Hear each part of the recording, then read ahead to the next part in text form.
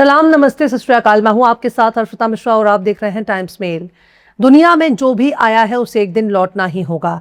चाहे दुश्मन की तलवार उसे मौत के घाट उतार दे, चाहे कोई बिस्तर पर पड़े पड़े मर जाए, चाहे कोई जहर खाकर मर जाए, चाहे हिटलर की तरह खुद को गोली मार कर मर जाए, चाहे नाले में कूदकर अपनी जान दे दे, चाहे अपस्टीन की तरह कुत्ते की मौत मारा जाए, पर मरना तो सबको है।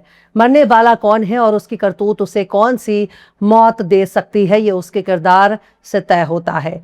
जो भी दुनिया में पैदा हुआ है उसे हर हाल में मरना है, चाहे वो कोई भी हो। पर मौत हमेशा एक जैसी नहीं होती। कोई दुश्मन से लड़ते हुए शहीद हो जाता है, कोई नाइंसाफी के खिलाफ जंग लड़ते हुए खुद को कुर्बान कर देता है, कोई बेगुनाह को बचाते हुए मारा जाता है। पर ऐसी मौत किस काम की जिस मौत में रुसवाई हो, जिस मौत में शिकस्त हो, जिस मौत से नजात न हासिल हो, जिस मौत से मगफीरत ना मिले। आखिर हराम मौत में क्या ही रखा है। पर एक और मौत है जो बड़ा ही दर्दनाक है और उस मौत का नाम है पागलपन की मौत। पागल होना एक जहनी बीमार शख्स की निशानी है और ये बीमारी कुदरती भी होती है और लानती भी होती है। दूसरों की लानत की वजह से भी पागल होने में देर नहीं लगती। पर अमेरिका वालों ने पता नहीं किस नमूने को अपना सदर बना लिया है, जो पागलपन की तमाम हदों को पार कर चुका है, जिसका हर एक बयान फर्जी, झूठ और झांसे से भरा होता है। अभी हाल ही में डोनाल्ड ट्रंप ने दावा किया है कि ईरान अपने एनरिच्ड यूरेनियम को छोड़ने के लिए तैयार हो गया है, बाकायदा अमेरिका को देने के लिए राजी हो गया है। यानी अमेरिका को ईरान अपने तमाम के तमाम एनरिच्ड यूरेनियम को सौंप देगा। ट्रंप ने दावा किया कि अमेरिका खुद उसे खोद कर निकालेगा। पर सवाल तो यही है कि इसी एनरिच्ड यूरेनियम को ही न्यूक्लियर प्रोग्राम का हिस्सा माना जाता है। और इतनी कुर्बानियों के बाद अगर ईरान ने अपने एनरिच्ड यूरेनियम को उसी दुश्मन को सौंप दिया जिसने उसके सुप्रीम लीडर को कत्ल किया, छोटे छोटे मासूम बच्चों का कत्ल किया, 1000 से ज्यादा आम शहरियों का कत्ल किया, उसी कातिल के हवाले अगर ईरान ने अपना एनरिच्ड यूरेनियम कर दिया, तो आखिर ईरान का अपना वजूद क्या रह जाएगा? ईरान का अपना वकार क्या बाकी रह जाएगा? ये तो सीधे सीधे अमेरिका के सामने सरेंडर करना हुआ। अगर ईरान वो एनरिच्ड यूरेनियम अमेरिका को ही सौंपने था तो इतनी बड़ी जंग की जरूरत क्या थी? पर साहब जरा ठहरिए, क्योंकि ये सारे के सारे दावे अमेरिका के हैं, ये तमाम दावे डोनाल्ड ट्रंप के हैं। वही डोनाल्ड ट्रंप जो जेफरी एप्स्टीन का यार है, वही डोनाल्ड ट्रंप जो औरतों और मासूम लड़कियों का तस्कर एप्स्टीन का यार है, वही डोनाल्ड ट्रंप जिसकी काली करतूतें एप्स्टीन फाइल में दर्ज हैं। उन्हें छुपाने के लिए अमेरिका का सदर एड़ी चोटी का जोर लगा रहा है।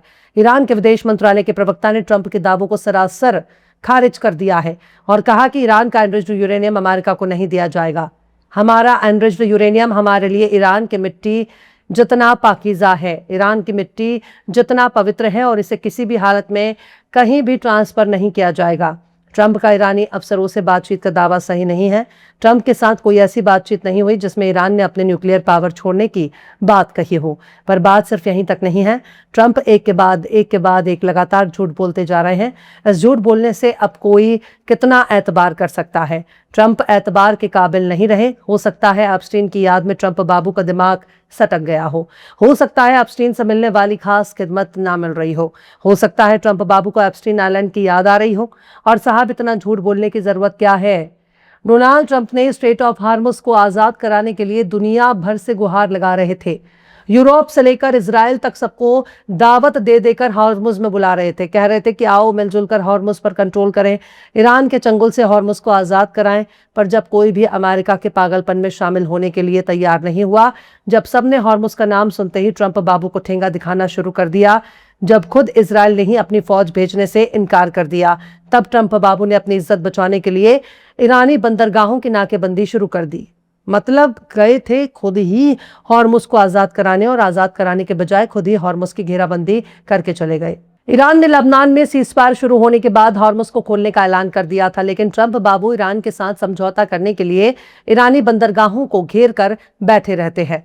ट्रंप ये सोचकर ईरानी बंदरगाहों पर नाकेबंदी लगाकर दबाव बनाने की कोशिश कर रहे थे कि ईरान हमारी बातों में आएगा, ईरान हमारी शर्तों को मानने के लिए मजबूर हो जाएगा, ईरान हमसे समझौता करने के लिए बेबस हो जाएगा। पर ईरान इतना कमजोर हालत में नहीं है जितना कमजोर खुद डोनाल्ड ट्रंप है। ईरान ने भी स्ट्रेट ऑफ हार्मुज को फिर से बंद कर दिया है। उसने भी कह दिया है कि देखो ट्रंप बाबू, तुमने ईरानी बंदरगाहों से नाकेबंदी नहीं हटाई, तो हमने भी हार्मुज को बंद करने का फैसला कर लिया है, और इसी के साथ हार्मुज बंद हो गया है। ट्रंप बाबू दावा कर रहे हैं कि हम ईरान के जहाजों को उसके ही बंदरगाह पर आने जाने से रोक रहे हैं, पर मीडिया रिपोर्ट्स में बताया जा रहा है कि ट्रंप ऐसा कुछ भी नहीं कर पा रहे हैं।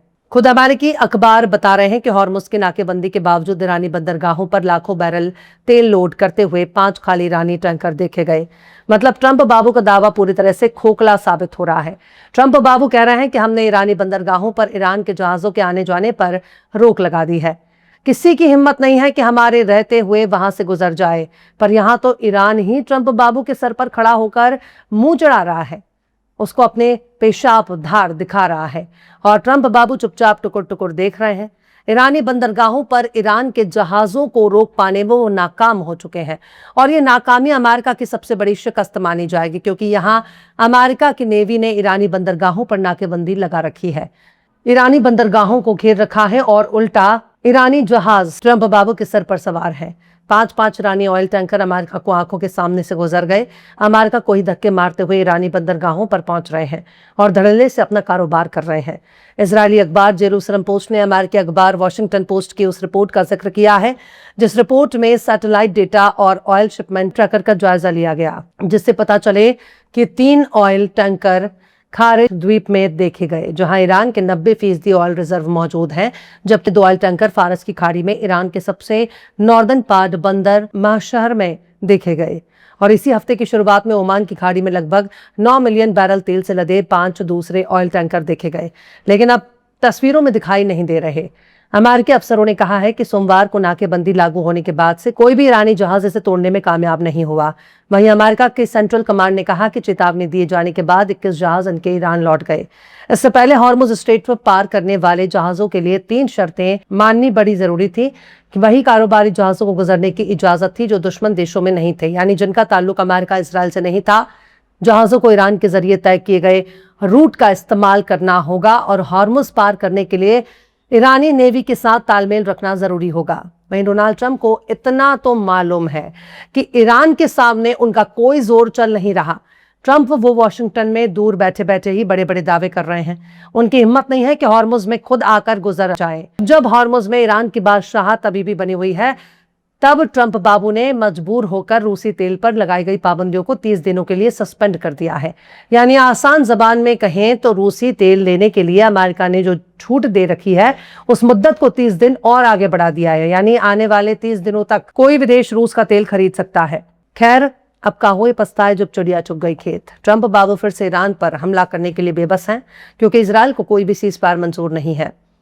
सामने ग्रेटर इजराइल नजर आ रहा है। ग्रेटर इजराइल बनाने के लिए ट्रंप ने नेतन्याहू के आगे सरेंडर कर दिया है, पर जरूरी नहीं कि ईरान अमेरिका और इजराइल के आगे सरेंडर करे। वो खुद को कहीं से भी कमजोर नहीं देख रहा। ईरान इस हालत में है कि उसकी कोई भी डिमांड अमेरिका को मंजूर करना ही होगा। फिलहाल इस खबर में बस इतना ही। यह एपिसोड आपको कैसा लगा कमेंट बॉक्स में जरूर से बताइए। पसंद आए तो लाइक करें, शेयर करें और बेबाक निष्पक्ष स्वतंत्र पत्रकारिता को सपोर्ट करने के लिए हमारे चैनल टाइम्स मेल को जरूर से सब्सक्राइब करें और बेल आइकन की घंटी वाले बटन आप जरूर से दबा दें, ताकि आपको हमारे आने वाले नए वीडियो की नोटिफिकेशन फौरन ही मिल जाए। फिर मिलता है किसी और वीडियो में एक नई खबर के साथ। हर्षिता मिश्रा को दीजिए इजाजत। जय हिंद। अगर अभी तक आपने हमारे चैनल टाइम्स मेल को सब्सक्राइब नहीं किया है तो जल्दी से सब्सक्राइब कर दें और बेल आइकन भी प्रेस कर दें।